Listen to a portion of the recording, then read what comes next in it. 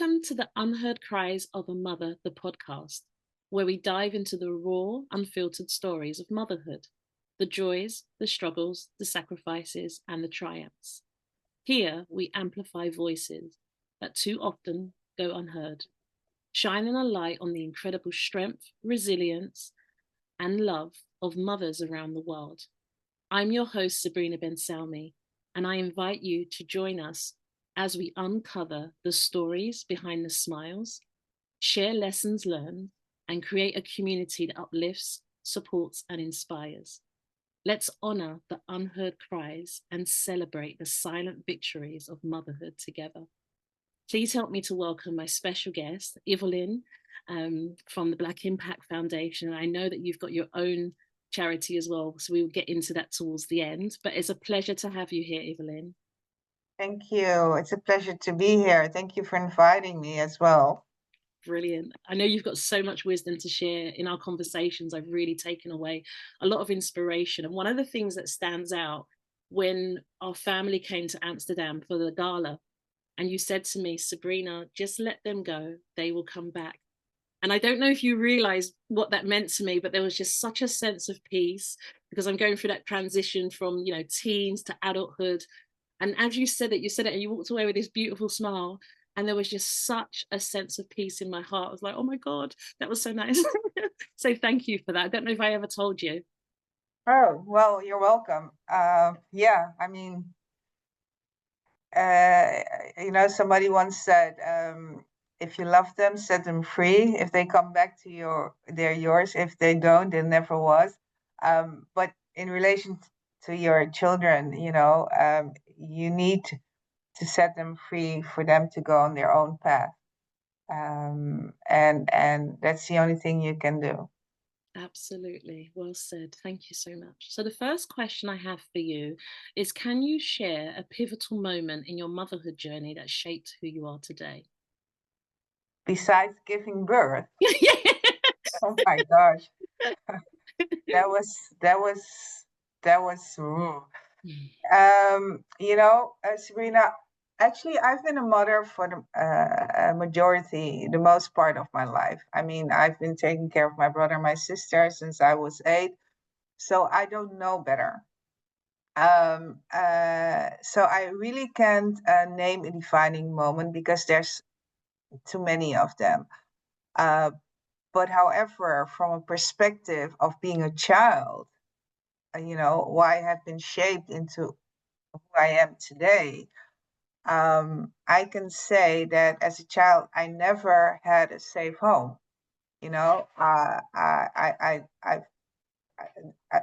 Majority of my young childhood, I lived with my grandparents, and only a short period with my parents before they got divorced. So I never knew really what a family in the traditional sense, with a father, mother, and children who were happy with each other, as most of my friends were at that time. So they ate together, they spent time together, etc. So I have never experienced that. So I always try to create that with my siblings, when I was taking care of them, and then later on with my own children. I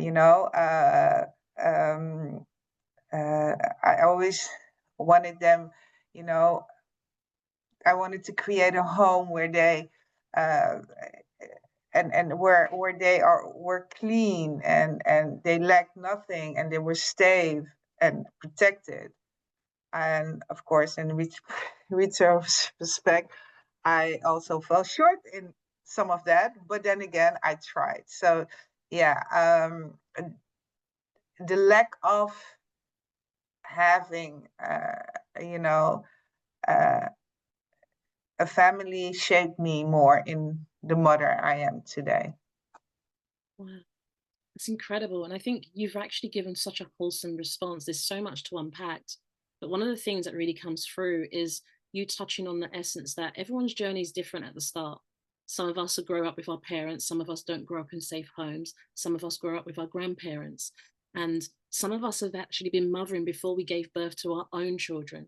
Some of us were the oldest child and took on that motherly role for our siblings. And that dynamics already is that, you know, you're their sibling, but then you're like the second mum. So I'm really glad that you kind of delved into all aspects of what that is, but also how that inspired you to long to create that in your own family. And Oh, yeah. you know, you hear so many women, it doesn't always turn out how we initially intended. It doesn't always plan out the way that, you know, life is full of twists and turns and surprises. Oh, And definitely. exactly. And I don't think that what shows up defines us. It's really how we respond to that. And you've done your best. And I love the fact that you said, you know, your intentions were pure. And, you know, life happens. And we, as mothers, we can all relate to that. Life happens. Does it happen? Motherhood humbles you. So I totally love the way you've actually conveyed your pivotal moments. But like you said, you've got an array to pick from. So sometimes it's hard to just focus on one thing. But also, when you talked about the safe home, it's interesting. I've been speaking to a lot of mums around safety, like women being in their masculine and people saying, you know, why are you so masculine? Can't you be in your feminine? Well, I've never been safe. I've never been allowed to be feminine because I had to learn to protect me. So that's what kind of came through when you were speaking. Okay. Yes. Yeah. Yeah. Yeah. I can relate to that. Thank you.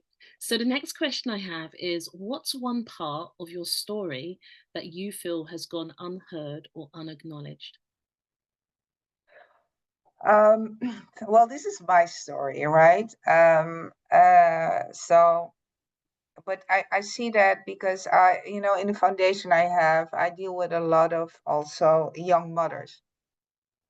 And I was a young mother as well. And I think that a lot of time what we don't acknowledge is that if you're young and pregnant and you're alone, that's one of the loneliest feelings that there is. Um, I mean, a lot of times I see, and it was with me as well, you disappointed your family. There's a sense of shame. And therefore you're not able to talk to anyone or ask for advice. So the whole pregnancy, you experience it alone. You're kind of like in isolation and you try to be invisible. You hide your bellies so that nobody will, notice you or whatever. You hide yourself because you want to prevent people from talking about you or what. And then what happens is that you unintentionally you create a very strong bond with that child inside of you, that onward child, and you start imagining the future. How you're going to be your own house and how you're going to raise your child, etc. And then all of a sudden the child is born and everyone is past that shame, you know? And a lot of time, especially when you're young, the grandmother takes over the care of the child. And and they don't ask it, they just take that place. And what happened is there's this bond is formed between child and the grandmother, and the young mother does not feel needed anymore. She feels left aside because it's your mom, or it's the grandmother. She takes over. You cannot disobey her, and you already shamed her. You know, so the young mother a lot of time feels less responsible. So she goes and do her things, and the bond between the mom and the child gets less and less. And often that's where the future problems start.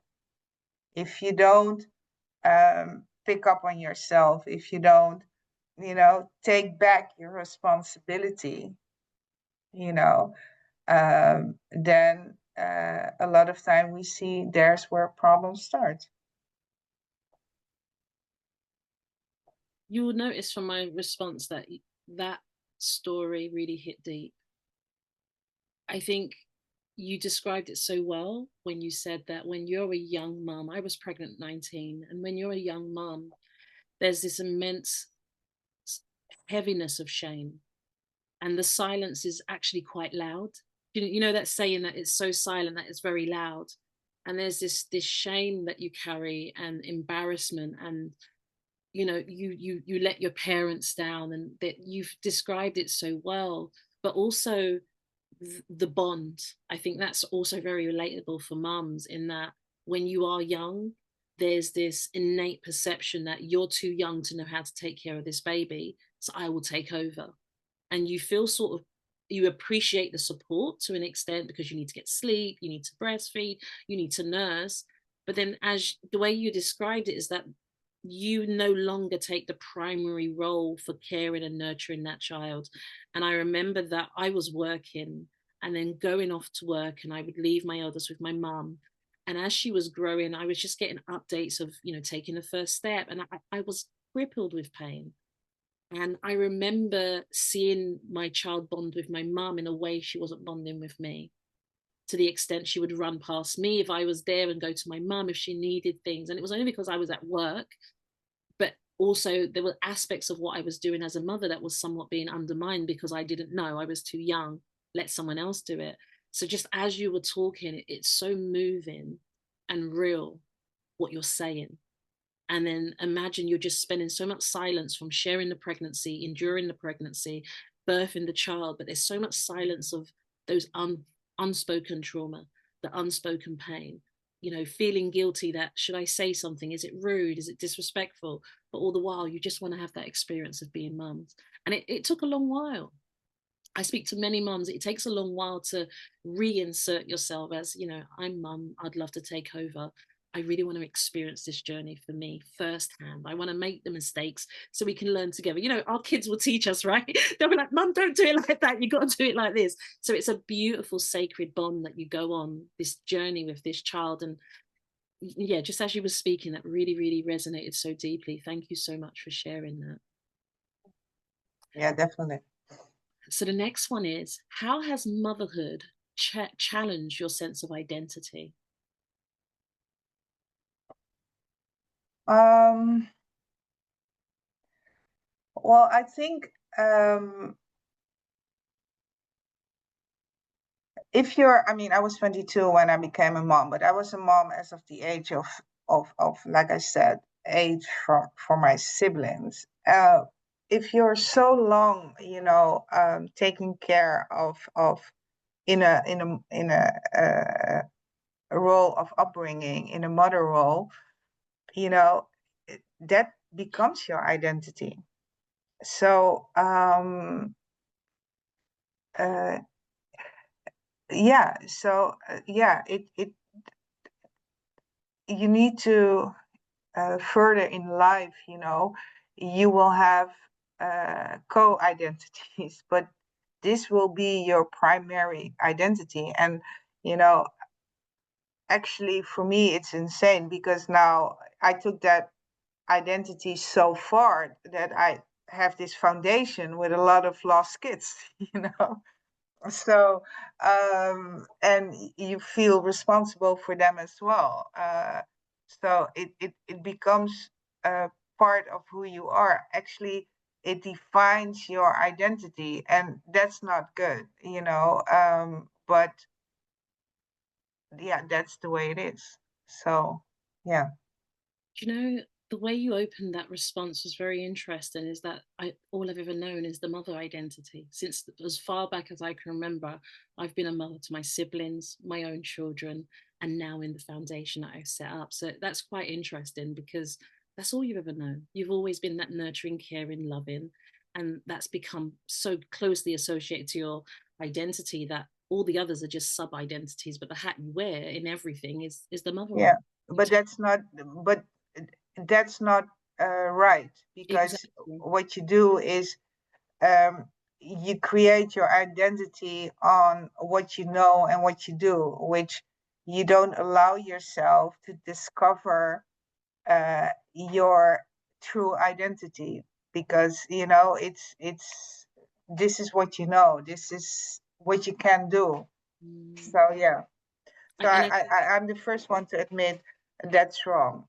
mm, and I'm so glad you're speaking into this, because I've been a coach since about 2006, and I've heard this as a reoccurring theme, that who I am is mother. If I go to school, I'm not even known by my name. I'm known as Sam's mum. and everything has been formed in the identity of motherhood, and they feel very lost and invisible. And it's really important that this is why I really love that you've actually articulated it in such a way that it's really important for women to have their own identity. I am mum, but as well as I do this, or I love this. Like, how do you carve out you in the essence of your motherhood journey? And I think that's so important, because you're saying it's unhealthy just to be mum, because we have our own dreams. Who were we before we became mums? We have our own dreams, aspirations, desires, and there's parts of us that we've never revealed to the world. So I'm really glad that you shared that. Yeah, definitely, yes. So the next question is can you describe a time when you felt completely unseen and or unsupported as a mother?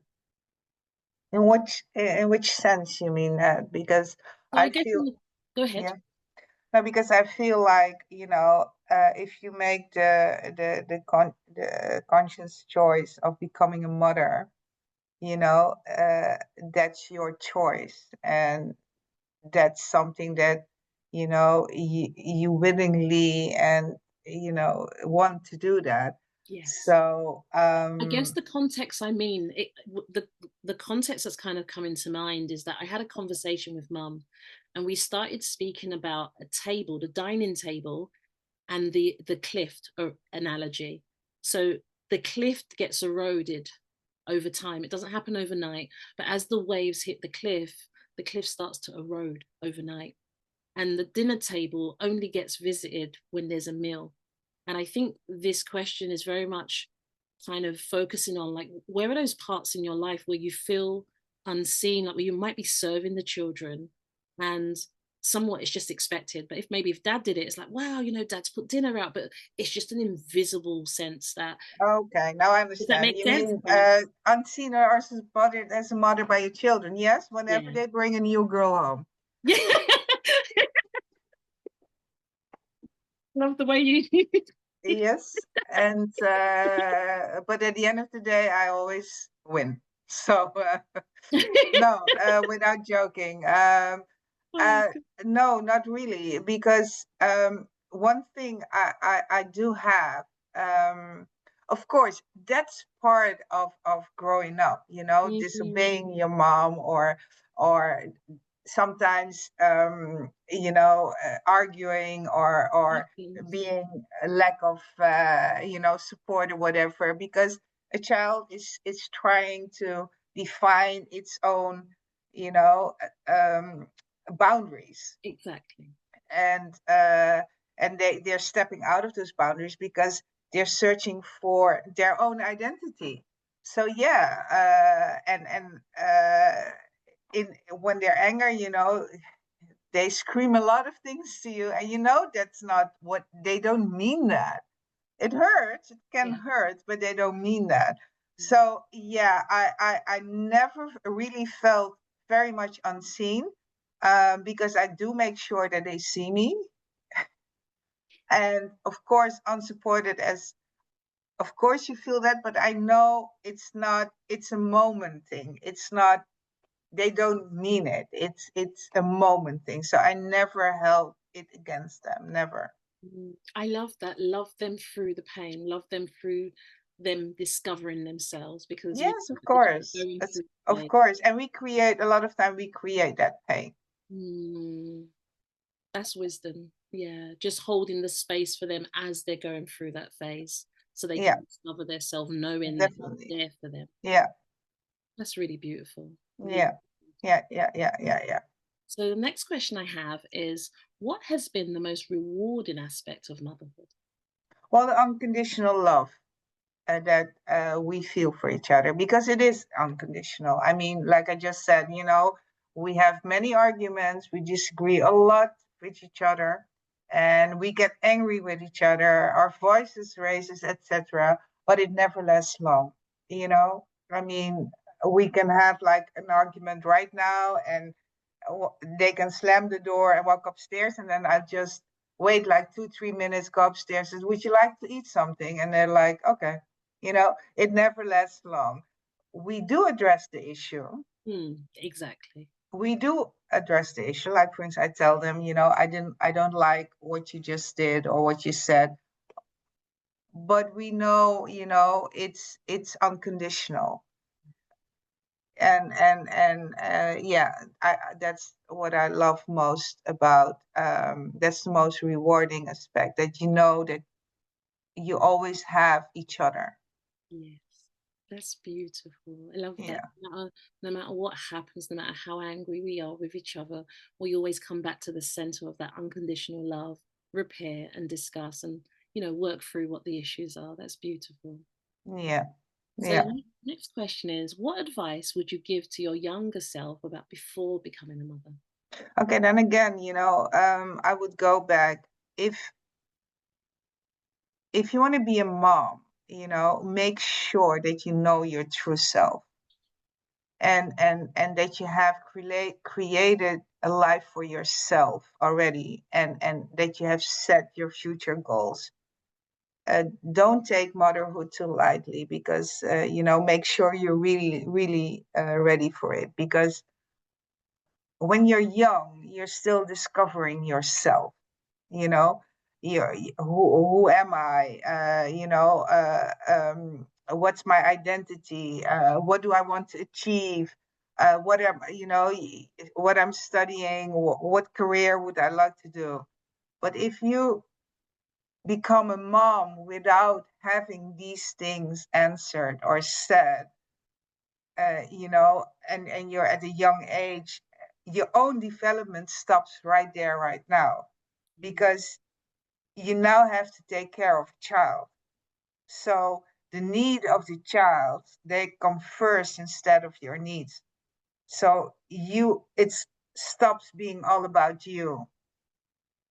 So you're still in that phase of discovering yourself, and all of a sudden, you stop and, oh, you're a mom.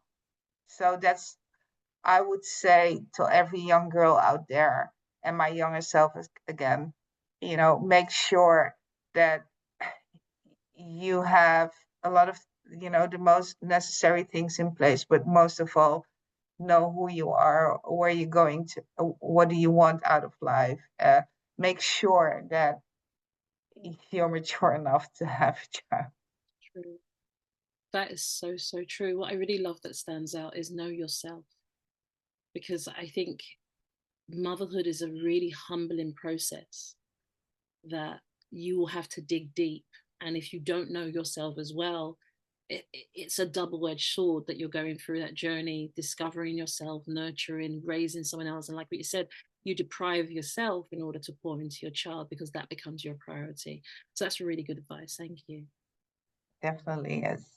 So the next one is, how do you balance the emotional weight of being a mother whilst pursuing your own dreams and aspirations? I know you're a powerhouse. There's so many things you do. You've got an incredible charity organization that you've set up. I'd love to hear, how do you balance that? Well, the funny thing is if you have been, like we just said in the previous questions, your identity becomes what you do for the longest, right? So in everything that I do, in all my aspirations and my dreams, um, because that caring becomes your identity, is in everything you do, you take your children into account, and also my granddaughter. Like, for instance, with the foundation that I help these kids, because if we don't work with them, the chances that they uh, go on the criminal path are there. So you want to have a safe environment for your children, for your grandchildren, etc. So but if I would say that I want to build something, or I want to do something, it's always okay. What how would it benefit my kids? So my ambitions and dreams at this point, and I'm of course I'm older. I'm 58 already. So my ambitions and my dreams are no longer for myself. They're there should benefit my kids and my grandchild, you know. Yeah, so that's how you see, you know, maybe if I was younger in the beginning, you would have more selfish, you know, selfish dreams and ambitions. But as you get older, no, it doesn't matter anymore. For me, my ambition right now sometimes is I don't want to hear nobody. Be quiet, leave me alone, let me be. So But that makes sense because as a mother, you're everything to everyone.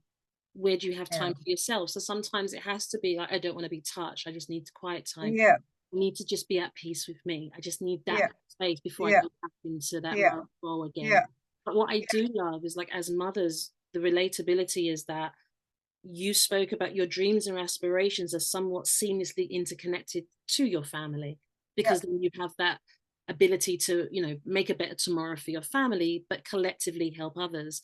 And I can definitely relate with that because my background's in computer science. Not a lot of people know that, but that would have been a career that would take me away. I go to work, I come back at night, I put them to bed, maybe don't see them in the morning, so it would have been much a disconnect. And I went down the journey similar to what you've described, in that I had to find a way where the two merge, where I can follow my passion, but still create something alongside and with my children. So then there's no separation. So I totally understand that. And it's beautiful the way you've actually yeah. explained. And I mean, it was Mother's Day a couple of weeks ago, and they all asked me, "What do you want for Mother's Day?" And I really tell them, I would love to have a day where nobody comes bothering me. Just let me be.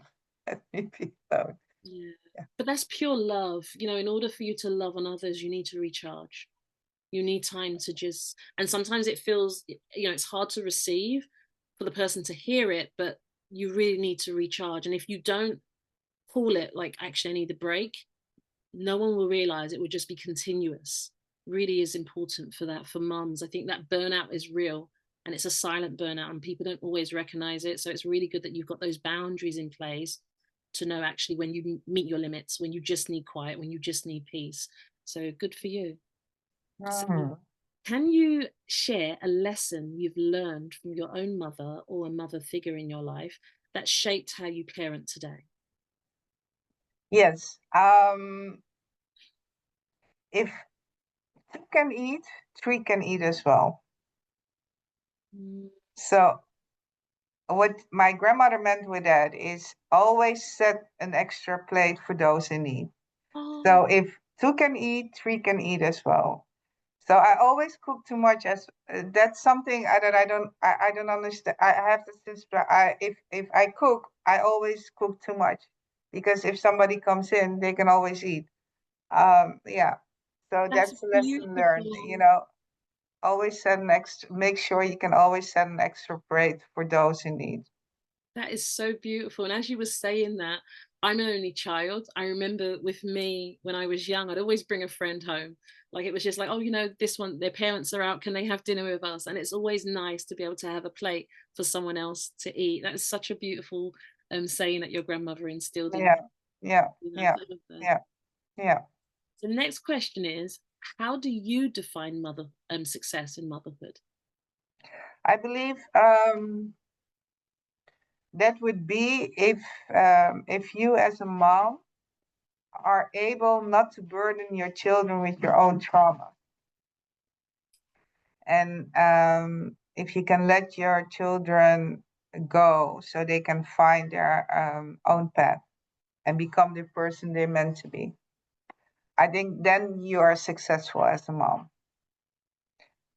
It's That's of course, actually deep. That's really deep.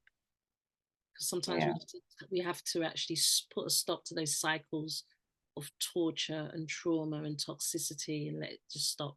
Let them be free to live their own pathway. yeah. And a lot of times we don't know better. We take that without, you know, unconscious. We take our own traumas and put it onto them. Absolutely, and especially And if mums don't have support systems, if they don't have families, if they're living in another country and they're just really isolated. You're quite right. yeah, yeah, yeah, yeah. The next one is, if you could rewrite any part of your motherhood journey, what would it be?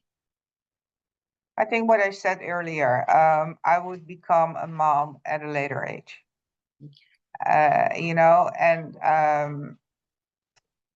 I would not have to burden my child with me still growing up and learning about life and understanding parenthood, and due to this ignorance and inexperience, of course, I made mistakes in raising my firstborn, and those mistakes, of course, affected him as well. So yeah, I would definitely make sure that I know life better. I had more life experience before becoming a mom. Mm. That's so interesting. I was speaking to a mum yesterday actually about the first child syndrome. The first child gets to see their parents becoming, whereas the other siblings get a different version of mum or dad.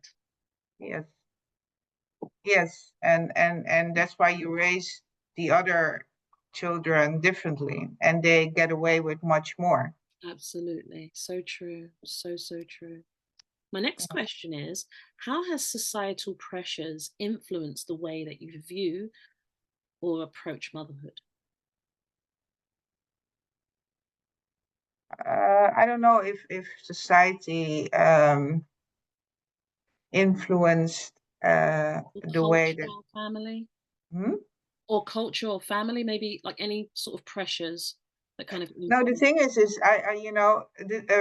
the way it did influence you is because we do live in a white society, and as a mother, you shape your children's self-image. Often we don't realize what we say to our children, that can affect their self-esteem. But you do it out of the good of your heart. A lot of times we tell our children to behave or act a certain way because society expects that from us.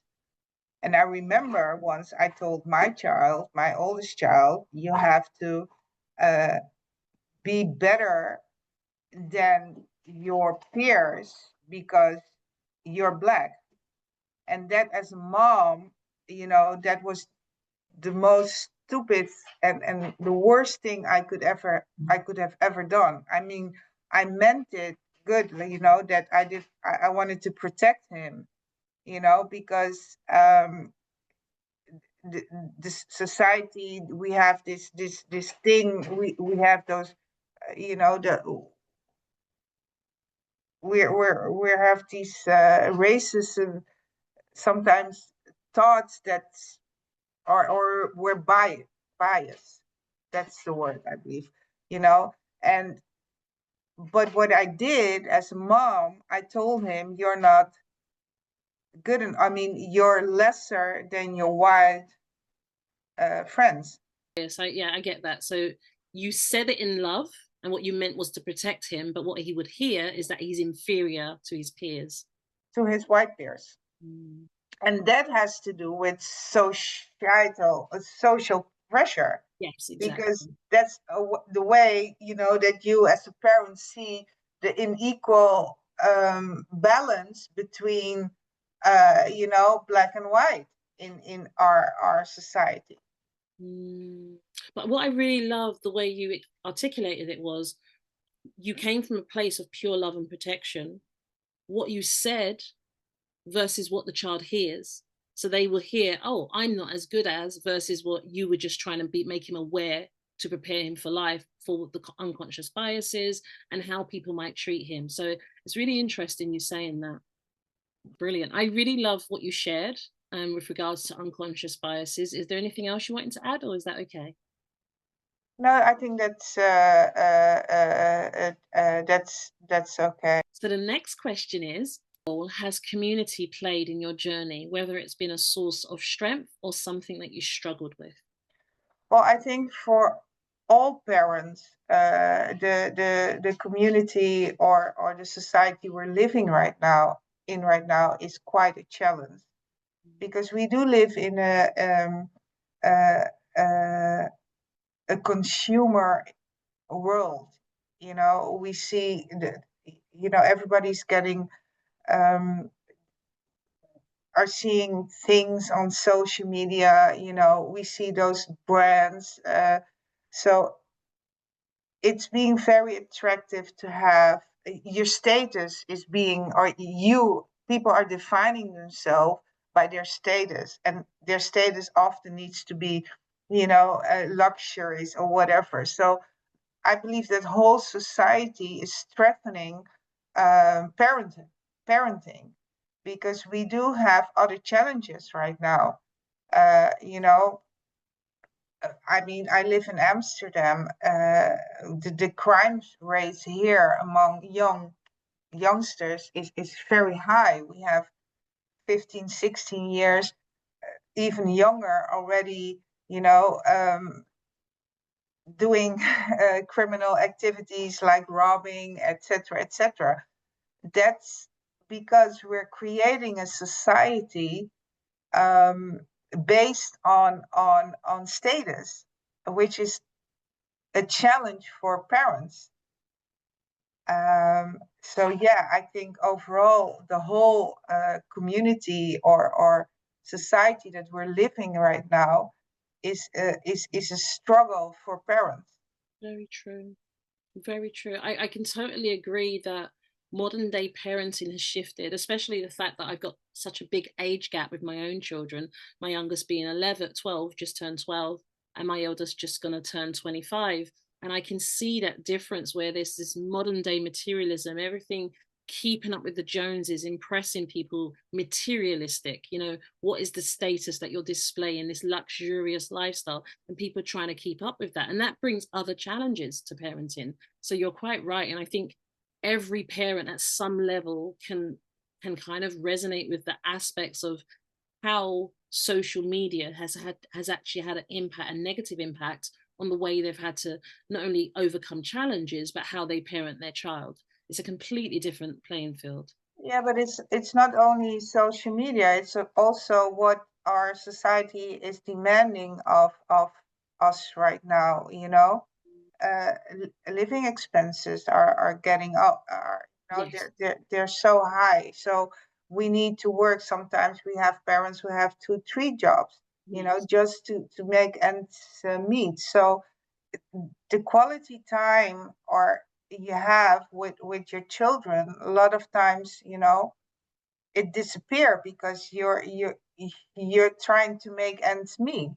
True. And that's something that we have created, our governments have created, etc. And a lot of times they are not aware of the struggles that the common people have. That's true. Very true. Very far disconnected. Very And true. yeah, so it's overall actually you're being forced to spend less time with the children, and that's why you're unaware of a lot of things that they're doing, because you're so busy making ends meet. It's true. In isolation, sometimes it's just one parent, so Yeah. they're doing the job of what would be the community, the village, the support system. It's just not there. Very, very true. Thank you for sharing. So the next question is, how do you cope with the guilt and doubts that come with motherhood? You cope with them by being brave enough to admit that you are, and also have that conversation, and when you're at fault, admit you're at fault and say sorry.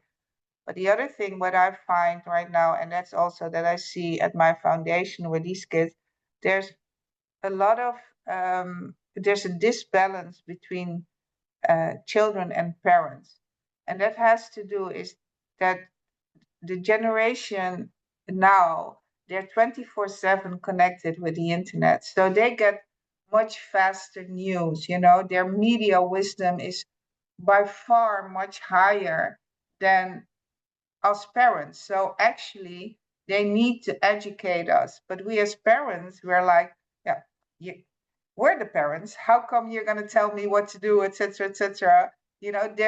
They feel dumb to be educated by their children, but we need to invite those children in, to ask them, okay, educate. Mm. Take me into your world. And we should also step into that world without judgment. Yeah. And I And love what you, sorry, go ahead, Evelyn. and a lot of times we cannot do that because we're so afraid of what's going on, and the only thing that we want is we want to protect our child, but that comes out the wrong way a lot of times. Very true. I love the way you open your response saying we need to first be brave enough to admit it. And I think that is really, the first step of any journey of the outcome you desire is you first need to accept where you are, being open to, immersing yourself in your child's world. Like what you said, they consume news and updates far quicker than we did when we were growing up or what we're doing now. So you're quite right, is that the parent get into a place where they can humble themselves ever so slightly, and it's painful. And I love the fact that you say bravery is key. It really is. It takes a lot of bravery and courage to just say, actually, I put my hands up, I'm sorry, or I need to learn, like, take me on this journey with you. So thank you for sharing that. The next one is, what do you wish people understood about the emotional labor that mothers carry? um, that we don't share easily because every emotional um, labor that you show is actually also a failure for yourself a lot of times, and maybe also in the eyes of the others. And every individual, I've learned in the years that every individual is different. What for me might be emotional labor is not for you. So it, it's very difficult, to make people understand what for you is. It's true. Yeah, very true. We have Yeah. our own internal filters. We all process things differently. We have different strengths and thresholds. But no, that's really well said. Mm-hmm. Thank you. What legacy do you hope to leave behind for your children and grandchildren? Well, I hope that if they if I that they would always open their hearts for others. That they that that would be a legacy. I would that money isn't everything, but it's the kindness that counts. That's beautiful. Such a beautiful way of putting it. Really lovely. Kindness and loving. That's really nice. How has motherhood transformed your relationships, whether that's with a partner, friends, or family? Well, I don't think it transformed relationships. It's you're just adding something to it. In that sense that your kids come first. I mean, I have encountered several times that a mother would put a new boyfriend in front of their own child, and I couldn't, never understood it because it's how it's your they go before everything. But then again, once you get older and you start understanding, certain how certain processes, for me, it's not judging and understanding that if you're not walking in their shoes, don't try to judge. That's actually beautiful. Yeah. So for me, it's your mom first, and then your partner, and etc. etc. Mm.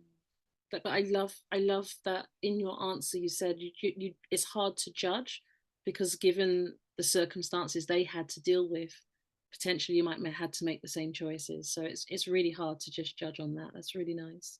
we intend to judge too fast. We don't know enough. You just don't. You never. You have to walk a mile in someone's shoes to understand why they do what they do.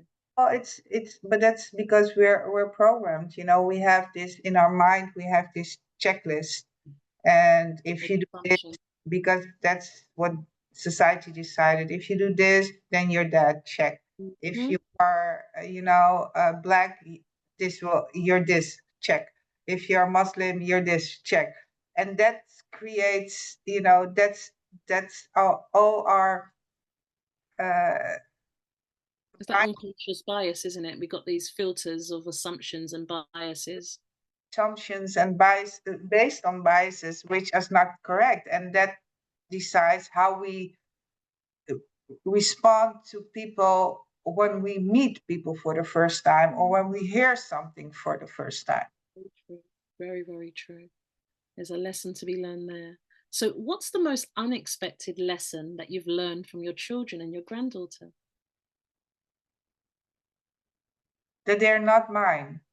Mm. I've been given the opportunity or gift, as you may call it, to raise them for my own growth, right? And my own lessons, and for maybe their lessons as well, what they had to learn into this life. And I always say, my kids I didn't choose to have them. They choose me to be their mom. Because apparently I have something that they need to learn. And they have something that they need to learn me.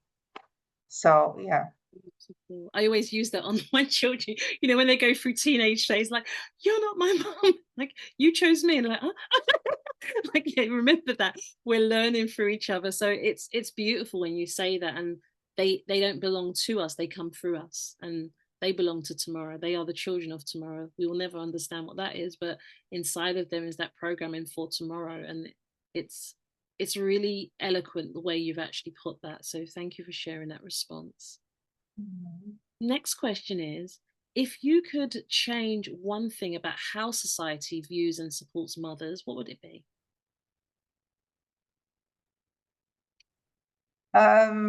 That, yeah, I'm a Libra, so I have always two answers. Um, a lot of time, a part of society says a mom should be stay-at-home moms, because certainly in this area that we're not looking, we don't know what's going on with our children outside, etc., etc. I don't fully support that. I think that you can we be a working mom and still have uh, enough time with to be a parent, because it's not the quantity but the quality that counts. But if I look at myself and be honest,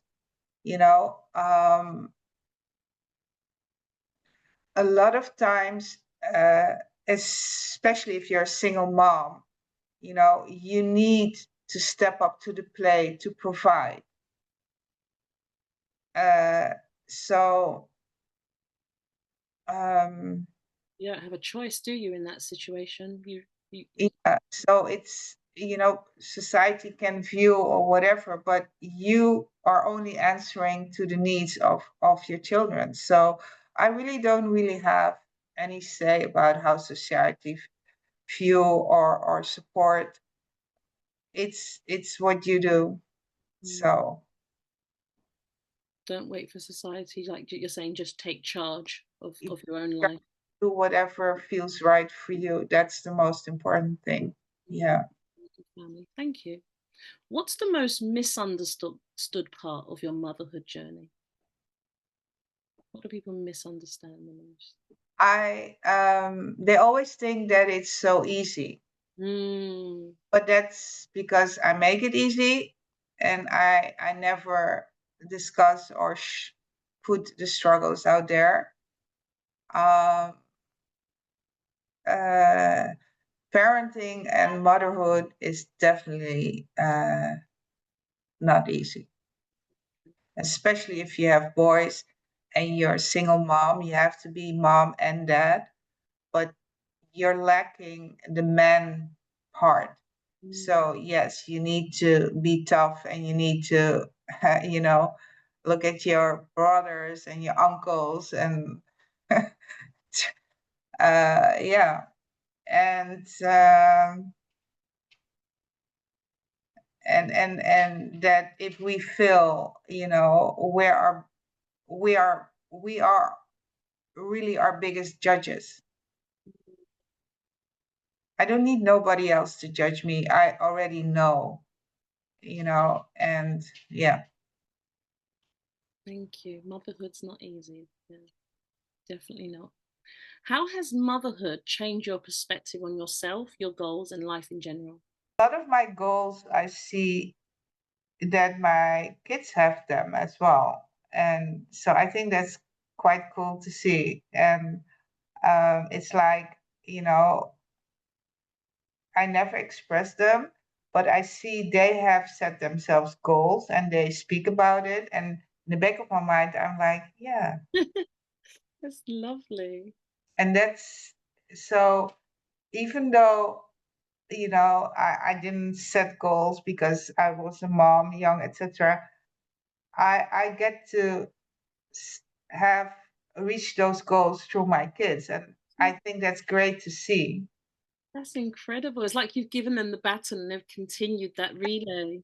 Talked about it. I see what they're doing, and it's like, that invisible cord that is. So yeah, um, and in on life in general, motherhood makes you. Um, it makes you scared as well. I mean, I'm very much afraid for the well-being of my kids and my because you see a lot of bad things what's going on, you know. Um, so it makes you very conscious and very protective, and sometimes it suffocates you as well. No, Uh, that's so true. because you have so much fear. Yeah, You just pray that their pathway's safe and protected. Very true. You yeah, never stop worrying as a mother, never. yeah, yeah. So yeah. Thank you. Thank you for sharing, Evelyn. Next one is, what did you sacrifice in order to become a mother? My body, my Sorry, I didn't want to laugh, but I love the way you said that. It's so true. It's so, so true. Oh gosh. Oh my gosh, that is brilliant. As soon as you said that, I remember Amir being young. He said to me, "What's all those scars on your belly, mum?" I said, "That's where you used to live, and it's a sign of love that of mummy carrying you here." Yeah, the body definitely. I can relate to that. yes, yes. Yeah, that straight to the point. Next one is, who were you before you became a mum? Before you started mothering everyone else, who were you? I was an 8-year-old girl full of life and fun, and yeah, that was who I was. Wow. And she's still inside of you somewhere. I love the way your face lit up when you spoke about that. It's lovely. Yeah. Really beautiful. So, next question is, what is the gift of motherhood? My granddaughter. Oh, wow. Wow, that was the quickest and easiest response you've had. Just threw it straight out there. That's beautiful. No explanation needed for that. That is gorgeous. So, the next question is kind of like a playful one. If your children or your granddaughter were to write a book about you, what would the title be? Well, my children would say my mom, the stressful control freak, and my granddaughter would say the funniest grandma ever. Oh, that's beautiful. Oh, that's so precious. That is precious. Yeah. What's your funniest mum fail experience? Forgetting my child at daycare. I really did. And after that I felt so guilty. I bought him every toy he wanted. Yeah. Oh, that's so funny. Oh, that's yeah, I can relate to that. Yeah, it's funny. And when you turn up, were they forgiving? Were they quite small? Yeah, well, that was my youngest. Yeah, no, they called me from daycare. It says from yeah, and I'm like, huh? So yeah, it was totally, really. It was, yeah. Oh, that's brilliant. Yeah, oh, it's that time already. Oh gosh, yeah, we've all had something like that to share. Yeah. What's your go-to hideout place when you need a break? My room. Hmm. Yes, my room with all my books, and nobody's allowed to enter, but they still enter, of Yeah. course. As a mother, you realize that very quickly, even the toilet, there's no unturned stone. Oh boy. Yeah, yeah. So the next one is, what is the strangest thing that you've ever found in your children's pocket or backpack when they were young, or your granddaughter's backpack or pocket? I don't know if it's because what is strange? I Yeah, mean, no, unexpected, maybe unexpected. Because I used to get like the, insects and the, different things they collected. they were like, huh? Condom, a condom, and that was very strange. It's not strange, but because you don't expect that to Yeah, find, unexpected, exactly. so more those things, yeah. But they really didn't have really strange things or whatever coming home with. They're boys, they're ignorant, like for girls are more aware of and more, but boys, they no, I don't have anything that was really no. Okay. So the next question is, if our community of listeners could support you in free transformative ways, what would you ask for? I would ask listeners uh, to let's start taking social control in our neighborhoods and communities again. Because together we can educate and we can guide our youths towards a positive perspective, future perspective, towards an equal society in which everyone can flourish. And it takes a village to raise a child. It takes a community to raise a child. So if we start creating that sense of community again, where everybody, looks after the neighborhood child, Absolutely. we would have wins on so many levels. So true. Half the problems would disappear overnight if that happens. So yeah, that would be my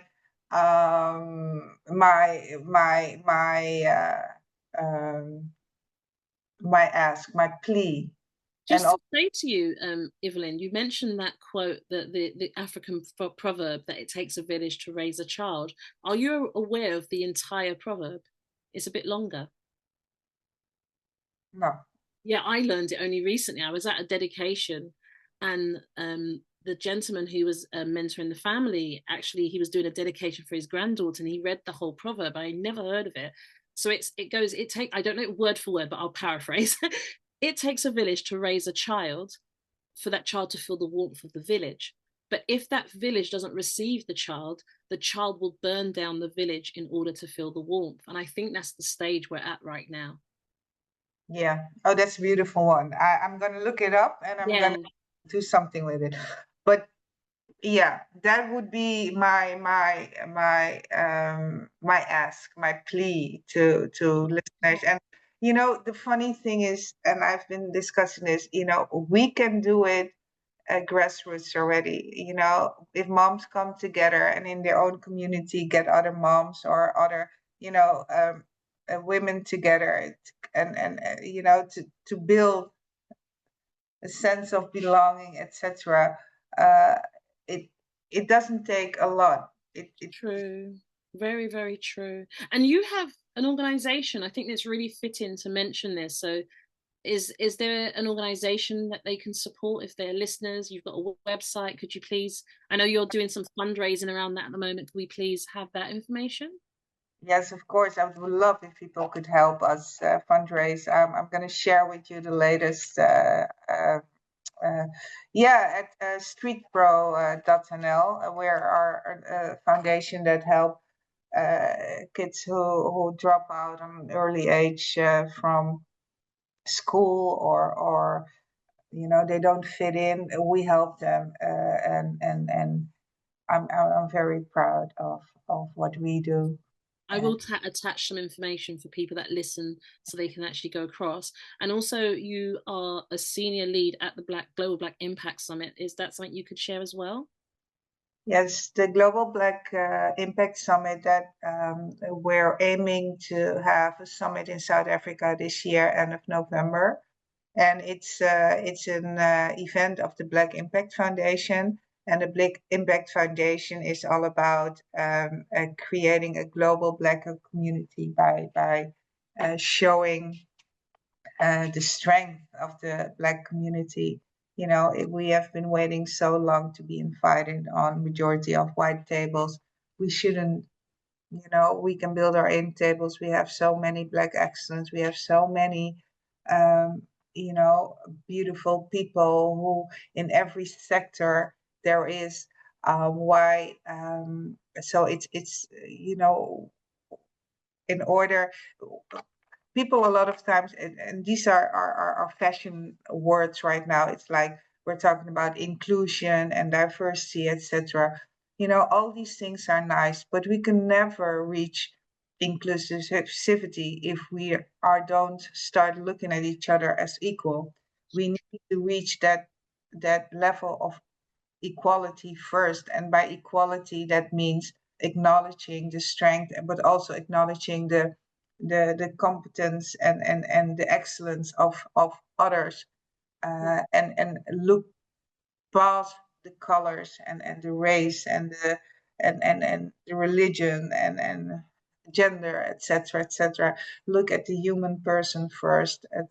So yeah, that's what It's it. incredible. I will say to the listeners, we had the pleasure of attending the Global Black Impact Summit last year, and it was mind blowing. It changed our lives. Paolo ended up interviewing maybe about 20 of the attendees as part of his Big Question series. We met people from every single industry, and Ivolaine is not, you're actually being very humble.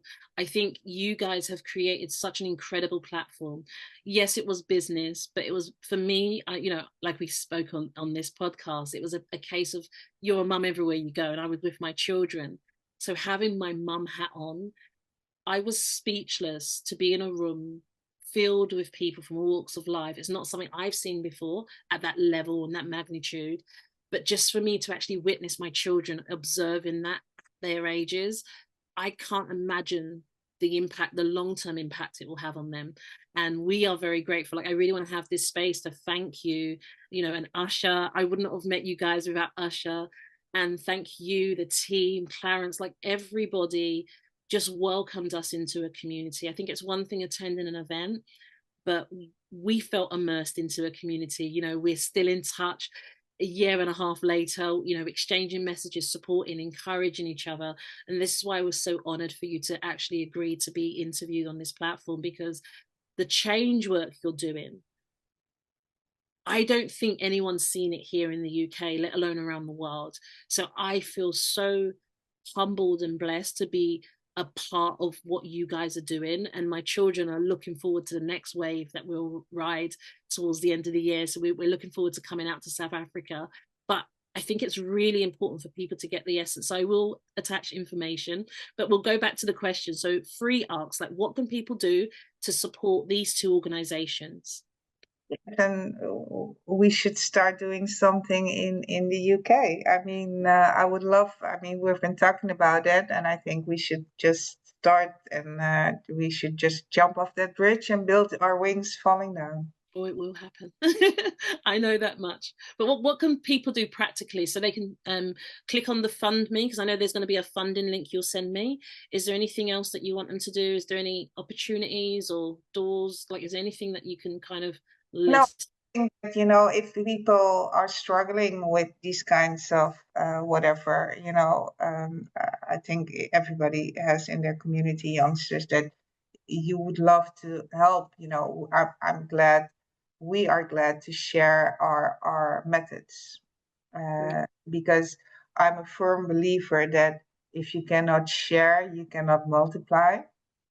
So, and it's, you know, I mean, I'm a huge fan of Jane Elliott, and she says, you know, we're one human race, and that's true. So we need to support each other. That's the only way we're gonna survive, if we that by supporting each other. Absolutely. We're one universe. I love that. It's beautiful. Really, really beautiful. So, what's one way that you plan on paying it forward as a result of our conversation? Um, I think I getting network to you. Um, yeah, and maybe maybe starting an organization with moms. Oh, that would be so special. That Yeah, would be so special. Asian. I love that. That's beautiful. Yeah, we need to talk about that. Next question is, what would you like to say to the father of your children that you haven't said before, but just as this conversation, is there something like words of love, gratitude that you want to send that way? Um, in spite of you, they turn out right. No, but I have. I mean, the father. My oldest, his father and I are best friends, Oh, that's nice. and the father of my second child, we're just together. So I'm you know, yes, of course. Thank you, grateful. Thank you for yeah. Thank you. That's really nice to say that sometimes. So the next question is, what are you proud of yourself for, Evelyn? I beg your pardon. What are you proud of yourself for? What am I proud of myself of? Um,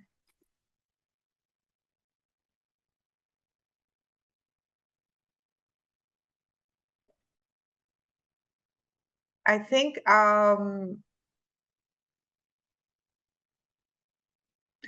that I can hear and see the unspoken word.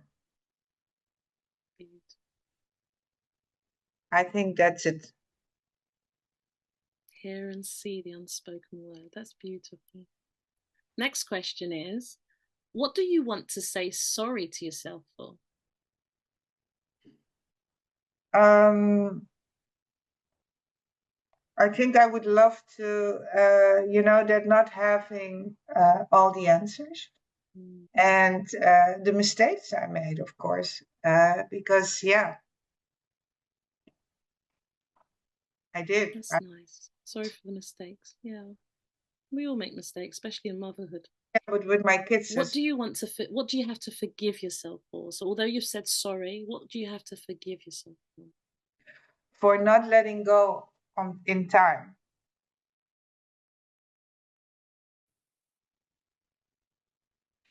Are you there? I am. Okay. So what I have to Forgive yourself for. give myself, of course, for all the mistakes I made with my kids, of course. But what I have to say sorry for is not letting go on time. Mm. That's deep. Listeners, that's actually a golden nugget. We keep Letting in go. mind that our kids are getting older as well. But you're sometimes, because of fear, you're holding on to them. You keep holding them on. That means that they're not, we're providing them from spreading their wings, Yeah. and that frustrates them, and then they, of course, they take it out on us because we're keeping them from. Where they're going. That's very true. Next one is, what do you have to say thank you to yourself for?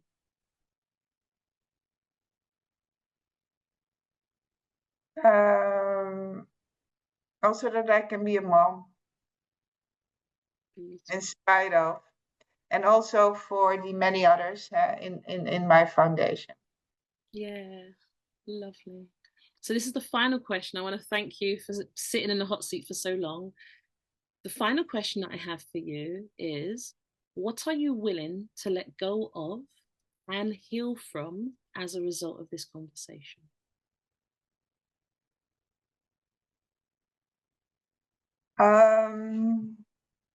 I think I'm willing to let go of the part that